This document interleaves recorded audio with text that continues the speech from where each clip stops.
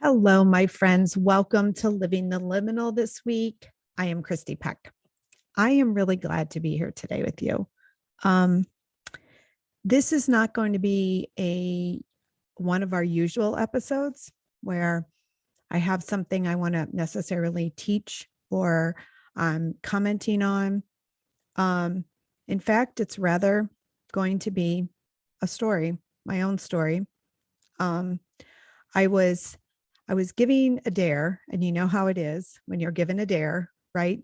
Not in a bad way, but in a good way, that you realize that those are moments that the universe, and especially the person sitting in front of you, is saying to you, it's time.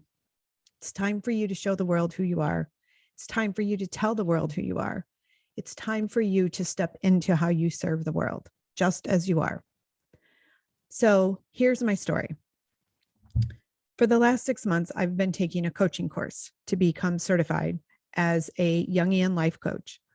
I have been doing this through Creative Mind. It's an amazing organization, amazing institution, wonderful people I have met, just fabulous, fabulous. It's also been one hell of a ride and a whole lot of work. Because let me tell you something. And you know me, I'm going to get emotional, but I don't care today. I don't care. I'm going to tell the story. Fear, the things that keeps you locked in, patterns that don't serve you. Fear, the isolation you put yourself in because you've been sitting in the past and you don't know how to get out of it. Fear, meaning you're so in the future that you can't even pay attention to what's right in front of you. Fear is a doorway to your own expansion. And a lot of times we walk through our lives with masks on, and sometimes those are good because sometimes those are needed, right? So I kind of put on a persona, a mask, a way of being and acting and talking and thinking so that I can survive. And I did that early on in my life. I wore a persona that allowed me to survive. And I did very well. I came out, I think I'm pretty cool actually, but I came out of some really challenging situations in my life. And I have this amazing children and husband and friends, and I've had amazing opportunities. So those masks that I wore early on, that persona that I created, okay, while it was a form of self-expression at the time and it allowed me to survive, it also became my prison. And I'm not complaining. I'm very grateful for everything that has gone on in my life because I'm sitting here today and I'm in a really beautiful place and I have no idea where I'm going or what the universe wants of me.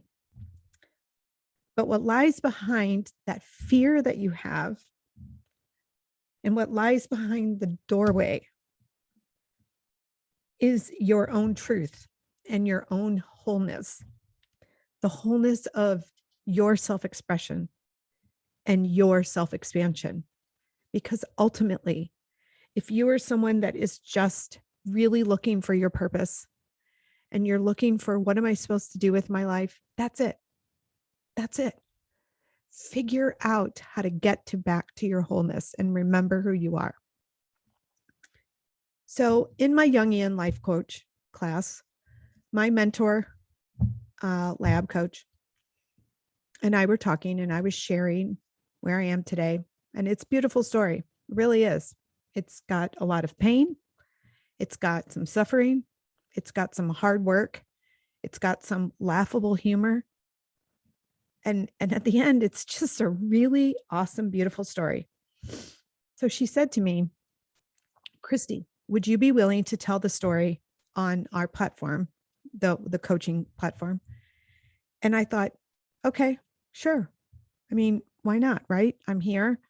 And part of me owning my wholeness and my self-expression and my willingness to be self-expansive right now is to tell people, because once you know who you are, you're willing to serve the universe, to serve yourself and others in a much larger way. So I thought, well, why not just come onto the podcast and share it as well? Because I've been holding back the story, and I've been holding back because I was embarrassed and I was filled with such guilt and shame, and I was scared. Fear is literally a doorway to your own self-expression. It keeps you locked on the other side. So why not open the door and see what happens? So this is me saying that unless you want to change, unless if you're a healer or a coach or a teacher or anybody in a leadership position, unless people come to you and want to change, the change will not happen.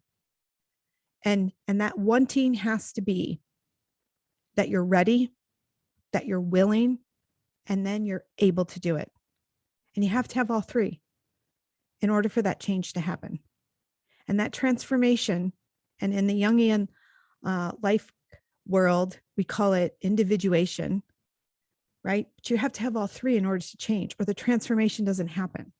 So if you're also wanting healing, that's the same as transformation. It's just about remembering who you are. It's about remembering the things you forgot along the way.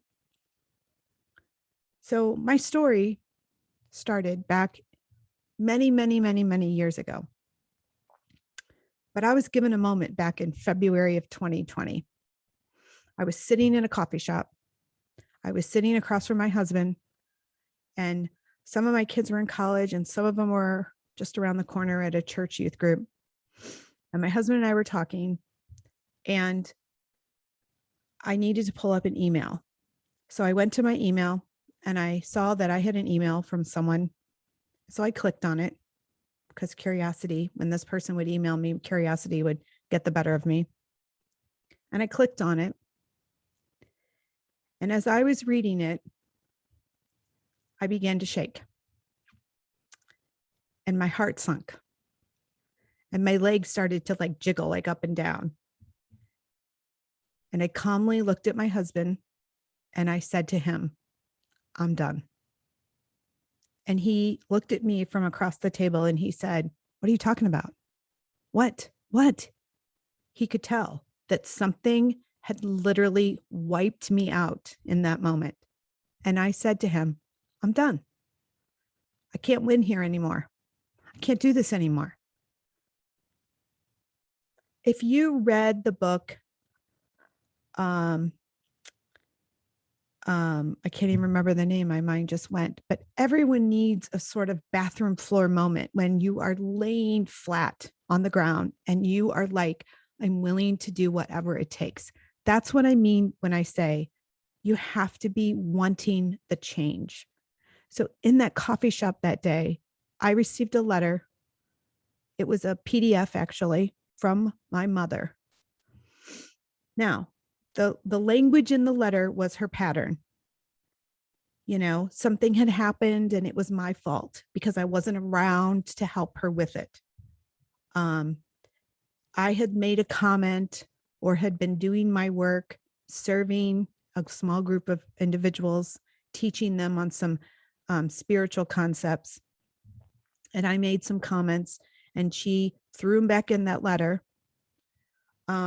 She threw back in the letter some language all about how they took me out of the will, they took me out of the healthcare directive, they took me out of, because again, it was my fault. You did these things to me. So now I'm going to do these things back to you. And I've done all this for you and you are not appreciative. And the letter went on and on and on. It's not really important what's in the letter. What's important is that as I was reading the letter, something deep within me knew, I'm done here. I can't do this anymore. I can't keep chasing what's never going to be right now. So I decided I was done with that relationship. Time went on, therapy, lots of therapy, lots of working on myself physically, mentally, emotionally, spiritually. These are not decisions you come to lightly. I had spent years before trying all kinds of maneuvers, right? Because the concept is if you change yourself, you can change everything else. And that is extremely true. What I didn't realize is I was doing stuff, but not getting to the root cause of what was going on. Couldn't get to it. It wasn't like, it was like, it's like walking on a path and you never get to an end, right? And that's kind of what it felt like.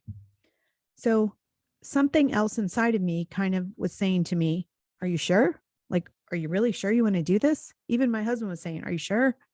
Even the health practitioner that I went to who was helping me said, are you sure? And I remember at one point saying to them, listen, I know enough right now that I have a choice, that I either stay where I am. And at that point, my physical body was starting to just manifest disease and sickness. My personality was changing. I was really becoming the death of myself. And I said, you either stay here and this is what's going to keep going on. It's never going to change. Or I make a different choice and I choose myself. Now, I'll be honest with you. I didn't really know what I meant back then. To be honest, I didn't know what that meant. I just knew that I had to make the choice and I had to change. Something had to change. I think then I could honestly see the conditioning. In some way, I could see it. I could see the dance that went on between her and myself and the other family members and myself. I could see the behaviors and the reactions and how one would fuel the other and one would trigger the other and one would cause the other. It was like this beginning moment of me really, really noticing. But what happened after I made that decision and said I was done in February of 2020 is she started to display the same kinds of things she did with me to my children. And that is a hard, hard place for a mother to be because you don't want, I had spent my entire life shielding my children from what I knew, I think deep in my psyche was happening. And I understood all of it. And I did not want my kids. I had brought them up differently. I did not want my kids. So I had to really do the work of unpacking my body, unpacking the emotions, unpacking everything from the past 53 years. Now, I had already been working on my understanding of consciousness and spirituality and increasing my awareness. I was noticing things, signs and symbols and synchronicities were coming in. I had gone down the path to even get trained as a medium and a channeler of the angelic realm. I had done some coursework in energy. So I came into this space of I'm done. Okay. With an understanding of my own empathic sense and awareness and my own highly intuitive ability to connect. I had a deep connection. And yet I still, on that day when I said I was done, knew I had felt caged in and in a prison for so many years because I wore a persona, I wore a mask, and I was deeply, deeply entrenched in fear. So in April of 2021, I had been doing for about a year, a lot of deep work, lot of deep work, journaling, writing, meditating, taking classes, taking coursework, seeing the health professionals, the therapy. And this was my dream. I had gone to a doctor's office and I walked into this doctor's office and there was a lady doctor. And I said to her, I don't feel well. I think I'm sick. And she began to pull out her tools and began to scope my throat because I said that my throat was hurting. And she began to scope my throat and she's asking me questions like, hey, can you swallow? And I said, yeah. And she said, okay, well, your throat looks okay. And I said, well, I'm having some trouble. Like I'm having trouble speaking. Something is in the way. So on the way to transformation, or if you want to call it healing, or if you want to call it individuating, okay, the one who wants to remember has to be ready. That dream told me I was ready. I was ready to face, I was ready to swallow what I needed to swallow. I was ready to speak. All of a sudden, a few weeks later, or maybe even a week, Creative Minds comes across my pathway, a coaching course in Jungian psychology and Eastern philosophy and spiritual or social neuroscience. And I thought, oh my God, I wanted to say yes. And I was in the middle of some external dynamics going on that, I don't know how I was going to find the time to do this, but okay, I said yes because something called me to saying yes. So I said yes. And immediately I knew that I was ready to uncover why I couldn't speak. So the first few weeks of this course, I'm going to tell you, they were very challenging for me. I turned the videos off quite a few times. I got mad quite often. It felt like I was reliving my childhood over and over and over. It felt like I was reliving these experiences that were so torturous for me over and over and over. Because remember, I had 53 years of being in a situation where my father left when I was 17. He didn't look back. He didn't really give me anything before he was 17. And he surely didn't look back after I was 17 when he left. And I had just become aware that the pattern with my mother was filled with narcissism. It was filled with toxic abandonment and rejection, and the behaviors and the thoughts and the emotions I had weren't good. They were in themselves toxic and narcissistic. But I allowed the feelings to come. I allowed the emotions to come. And Lord God, I wrote down every thought that came to me. And they were not pretty. See, on the way to transformation and healing and individuating, the one who wants to remember has to be willing. You have to be willing to change. You have to be willing to say, sure, I'm going to do this no matter what. I'm going to go into these darker places and I'm going to figure this out. And the curiosity has to stay threaded in. This work is not easy. Remembering who you are is not always easy. It's not about sitting around a campfire and singing Kumbaya.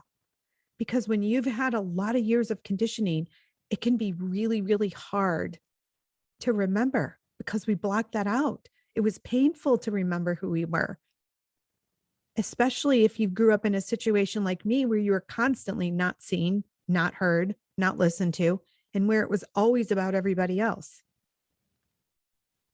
And then I had this dream in August. This is not an easy dream for me to tell about. Here's how this dream went. And literally, I woke up sweating from this dream. And it was like a nightmare had just kind of lingered over me. And I had to figure it out. Here's this dream. I'm in a kitchen, or not me. I'm in a kitchen watching. So I'm the observer in this dream. There is a little boy sitting at the counter. He's kind of just sitting with his head hanging low, very sullen face. There's a little girl sitting there next to him, and she's looking onward. She's kind of bright and, moving around a little. She's got a little bit of energy to her. And then there's a dad standing behind the counter, and the dad is talking to the little boy. Can't you just do what you're told? Can't you just do what's expected of you? Just do. It'll be fine. Just do what's expected, and then there will be no problems. And at that point, a mother figure walks in and grabs the little boy, turns the little boy around to where the little boy is bent over in front of her.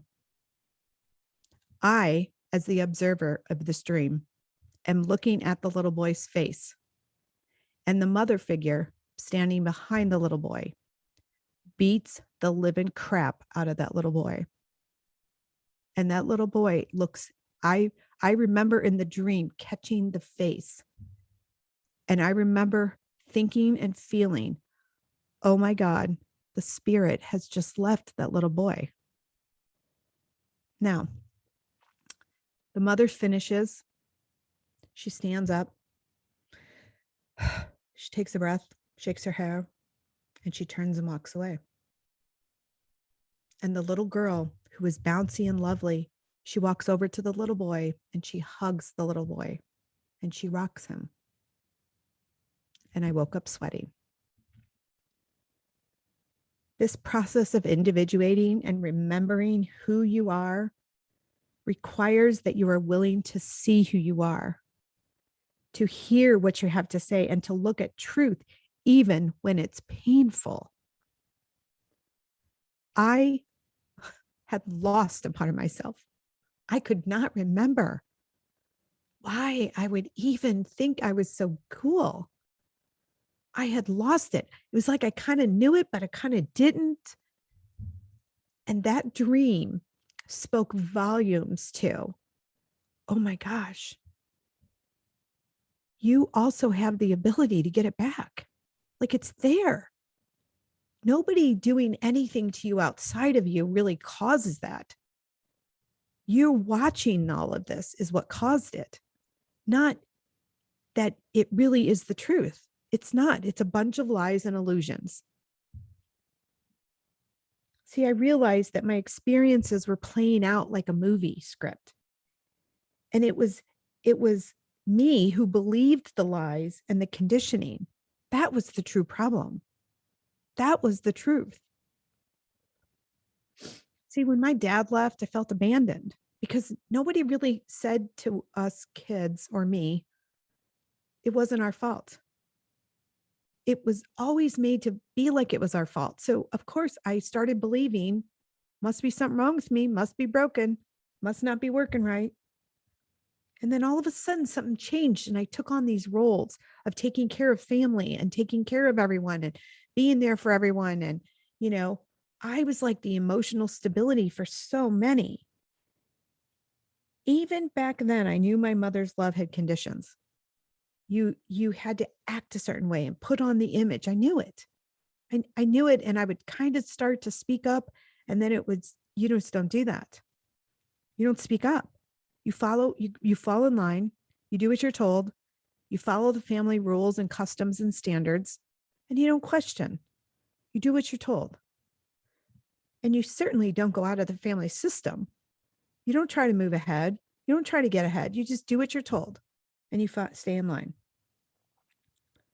See, I saw how emotionally immature she was. I saw the fits she would throw. I heard the comments that were being made to other people about us. I knew there were times she couldn't even get up and do things, that we were doing things for her, and how she turned every one of our moments into all about her.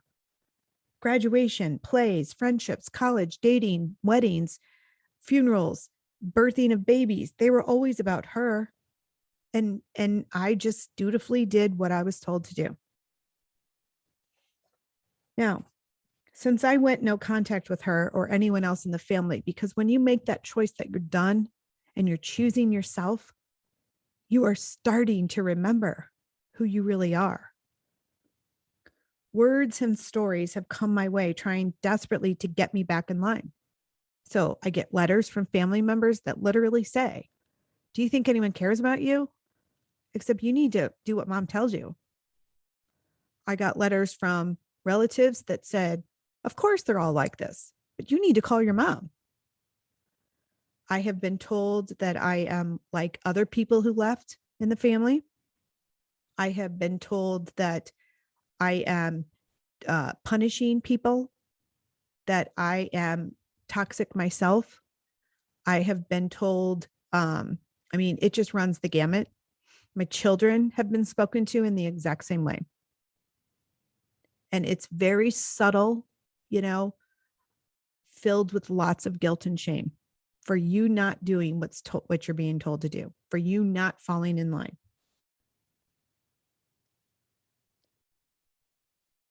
I was starting back in the summer, this past summer, to really see this non-attachment I was starting to see me pulling away from all of the stories that I had told, the stories that I believed. I was starting to witness my own remembering. I was starting to have moments where I felt like, wow, that's what it feels to be at peace. And that's what it feels to be truly free.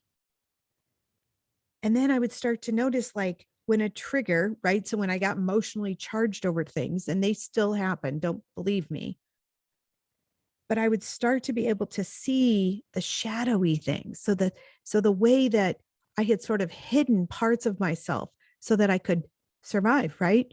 But I was starting to witness them, and I was starting to question and say things like, who are you choosing here? And what do you want from here, from this situation and this experience or this behavior or this person?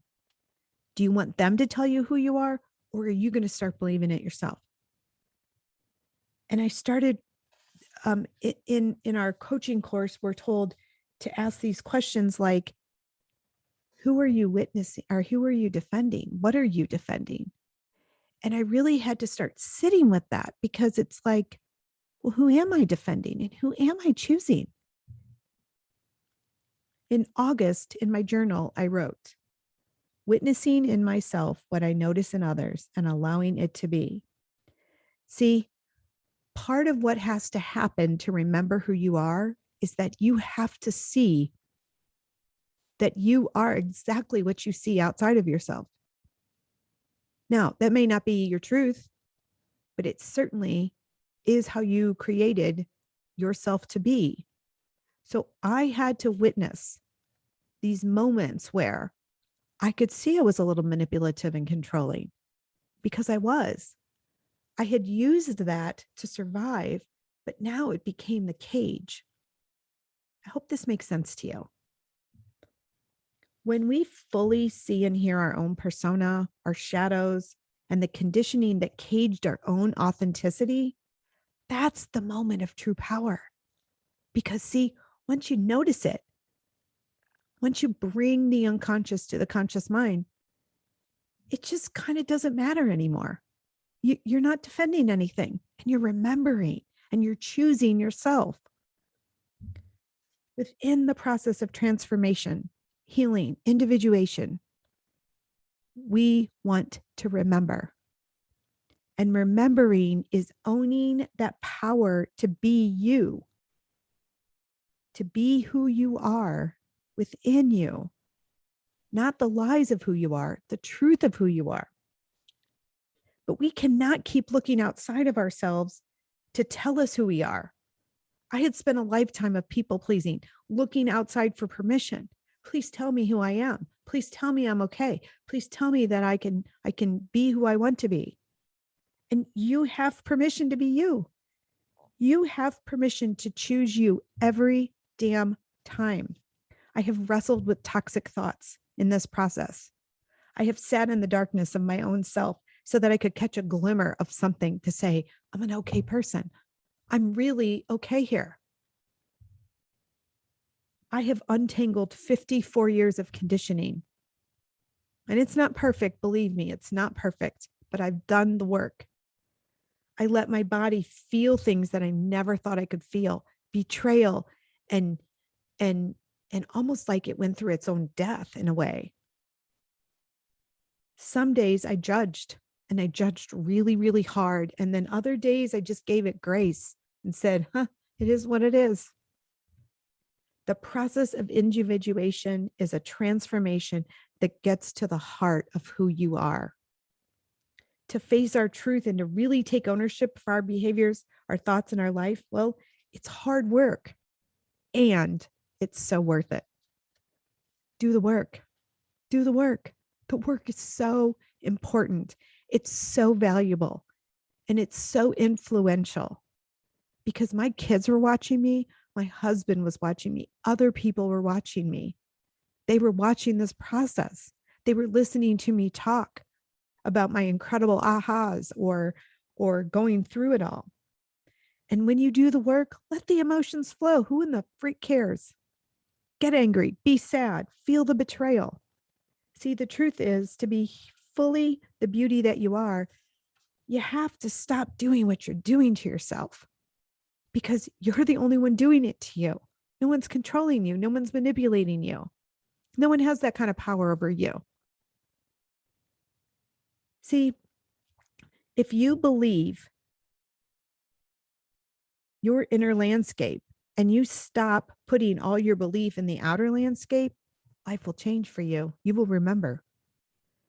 And if your inner landscape is so tangled in a mess and you believe in any way, any part of you is unworthy, broken, not enough, then do the transformational work of individuating. It's so incredibly important. Do the work. You can't hide from your own psyche.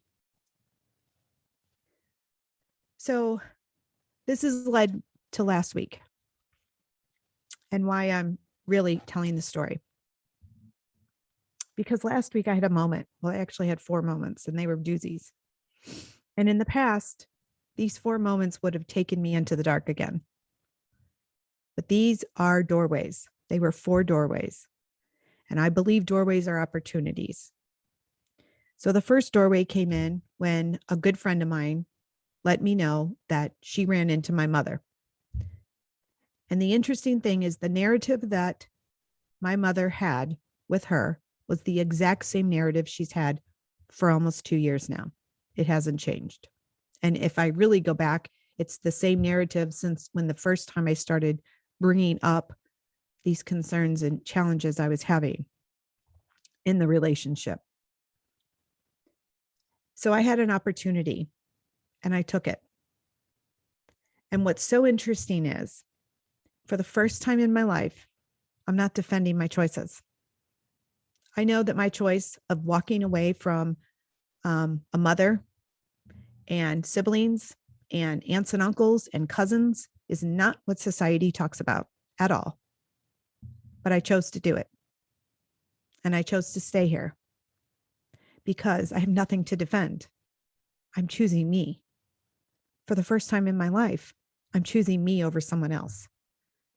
And let me tell you something, when you finally realize that you get to choose you over your boss, your parents, your siblings, your children, your husband, your neighbors, your community members, your presidents, your Congress people, you get to choose you. Nobody has power over you. You have free will. You get to choose you. And I chose me. So 2 days later, another episode, little moment came in. And my mother sent some letters to my children. And I had a mom ego moment and I opened the letters. Frankly, because I still don't necessarily trust what she's doing. And I wanted to make sure, and I'm not apologizing. I apologized to my children and we worked through that because I owned it. I said I did it. Here's why I did it. And please forgive me to my children because I honor that in them and they deserve that. So the letters brought up something in me, but this time it was different. See, in the past, when I would have read a statement that said, I know you don't want to see me, but I want to see you. That statement would have triggered me so much to remembering that I grew up with parents who did not see me. I grew up with parents who did not unconditionally see me, honor me, love me. Okay. It was all conditioned and it was all based on what they needed. As long as I did what they needed, everything was good. So that statement in the past would have taken me down. And this time I thought, no, you're right. You're going to keep doing whatever you want to do. And you have that right. Everybody has a right to do as long as you don't cause a harm. Right. But I stood there that day and I thought, I get to choose me again. I get to choose me. I get to choose me and say, I see me and I see my kids. And oh my gosh, we get to have and say whatever we want because we have this power to choose and to be who we are. We have the power of self-expression. So 2 days later, I get a text message, not from my mother, but from one of her friends with a picture. And the picture was her holding a plaque saying that she had gotten um, Citizen of the Year. No words other than thought you would want to know. And the first thing I said to my husband was, are you kidding me? Does she think that because she got that is okay? Like she's still, and I started laughing. I said, this is not going to make me come back. This is not going to make me want the relationship. I'm still choosing me. I matter. I'm important. I like who I am. I like my freedom and my peace. And I'm going to be in relationships with people who really see me for me, not just all what happens to them. I'm choosing me. Wow, this feels so different. Now, the interesting thing is, I still had stuff to say, right? So everyone kind of left in my house, and I pulled that picture up and I had words, because you don't always have to have the exact person sitting in front of you. Your brain doesn't differentiate between the real experience or a created one, right? So an active, imaginative one in your brain will still operate. So I thought, I have something to say to her, and I'm going to say it. So I looked at that picture and I said exactly how I feel. I have loved you for 50 something years. I have been there for you. I have catered to you. I have built you up. I have praised you. I have thanked you for everything you've ever done. I have been there.